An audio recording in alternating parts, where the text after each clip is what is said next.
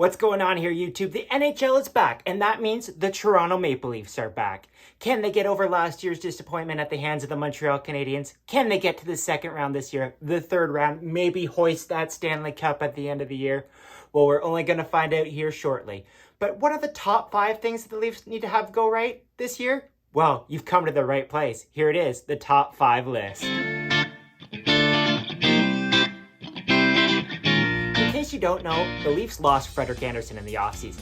In his place, the team signed Peter Mrazek. Mrazek, coming from Carolina, actually had a good year last year, but he was injured for most of the year. He'll probably tandem with Jack Campbell going forward, and Campbell had a great year last year, setting NHL and team records for consecutive victories to start a season. But Campbell also battled injuries, and if Mrazek and Campbell are both going to be injured this year, the Leafs' third stringer is Michael Hutchinson, who has a bit of a troubled history with the team, although he was good last year. I think it's just fair to say that Leafs Nation would rather breathe a sigh of relief if Campbell and Mrazek could be a healthy duo this year. That will make them succeed. Number 4, Auston Matthews.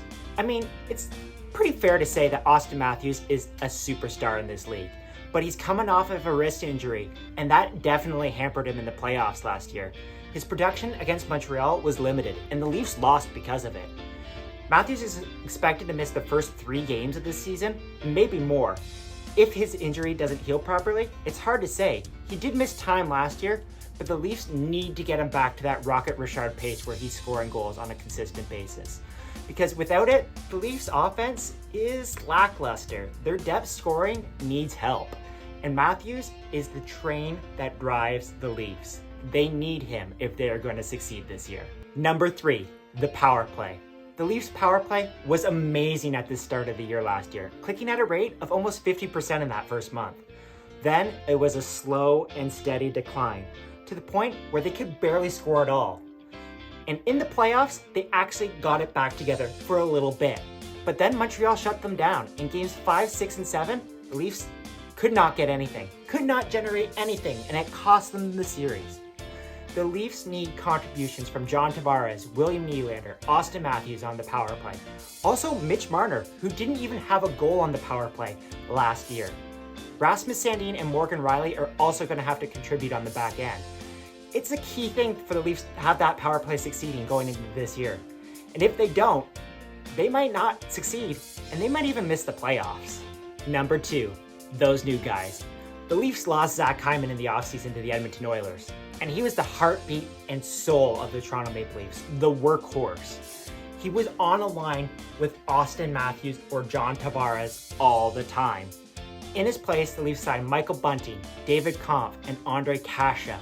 They need one of those players to step up and replace Zach Hyman. They need a depth scorer to supplement Tavares, Nylander, Matthews, Marner, the big guys who have been driving this team forward.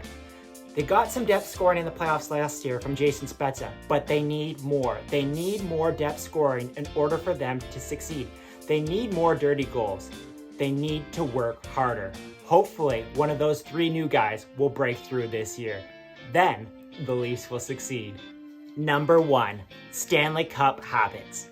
If you've seen the Amazon Prime series All or Nothing, you'll know Sheldon Keefe, head coach of the Toronto Maple Leafs, preaches this to his players all the time. We need to have Stanley Cup habits. We need to finish these teams, kick them when we're down. We need to dominate. We need to play a full 60 minutes. When we're up 4-1, we can't blow that lead. We need to work all the time. And it starts at practice, and we need to carry it into games. There's no more showing up late. You gotta start on time. You gotta play your full 60 minutes. You got to work hard. Nobody is gonna take a night off. Just look at how the Leafs played the Ottawa Senators last year. They got steamrolled so many times by one of the worst teams in the league. They need to work hard and be the team that never quits. If they do that, if they figure out how to play that way all the time, the Leafs will succeed this year. So that's it. Those are the top 5 things the Leafs need to succeed this year. Goaltending, Auston Matthews, the power play clicking, those new guys, and Stanley Cup habits. Do you agree with this list? Is there something else you would add? Something you might change? Let me know in comments. And of course, enjoy watching this year. It's going to be a great year regardless. The Leafs have a great team and they're going to be super competitive. Let's just hope this year is the year that they finally get over that hump. I'll be here along the way. Check out my game summaries at joshgordonprojects.com. And we'll see you next time.